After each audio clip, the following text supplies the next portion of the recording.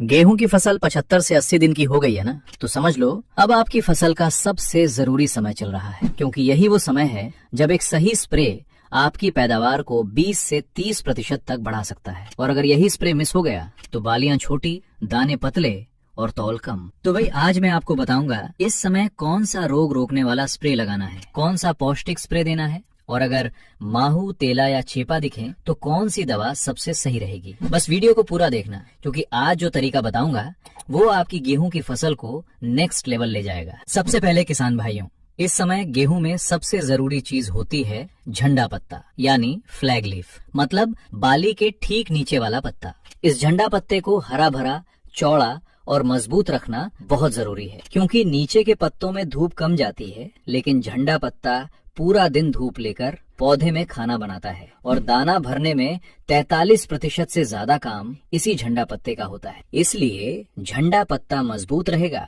तो दाने भी मजबूत भरेंगे, और अगर झंडा पत्ता कमजोर हो गया तो दाने की भराई आधी रह जाएगी। अब किसान भाइयों, इस समय सबसे बड़ा खतरा है रस्ट, यानी कंगियारी रोग। अगर खेत में हल्का पीलापन दिख रहा है, पत्तों पर पीले या भूरे दाग दिख रहे हैं और पत्ता कमजोर लग रहा है, तो समझ लो रस्ट का खतरा बढ़ रहा है। रस्ट होने पर पत्ते जल्दी सूखने लगते हैं, फसल कमजोर पड़ जाती है और गेहूं का पौधा बोलता है अब दाना मैं क्या भरूं। अगर रस्ट का हमला ज्यादा हो गया तो नुकसान 60% तक हो सकता है। इसीलिए अब सबसे सही काम यही है कि रोग को बढ़ने से पहले रोक दिया जाए। तो भाई अब आते हैं सबसे जरूरी स्प्रे पर। इस समय एक प्रिवेंटिव फंगिसाइड जरूर लगाना है। ध्यान रखना, ये स्प्रे बचाव के लिए है, रोग दिखाई देने का इंतजार मत करना, क्योंकि जब रोग दिखाई देता है तब तक नुकसान अंदर से शुरू हो चुका होता है। तो इस समय रस्ट रोकने वाली कोई भी अच्छी फंगिसाइड लगाओ, जिससे फसल हरे भरे रंग में बनी रहे और झंडा पत्ता आखिरी तक मजबूत रहे। अब किसान भाइयों,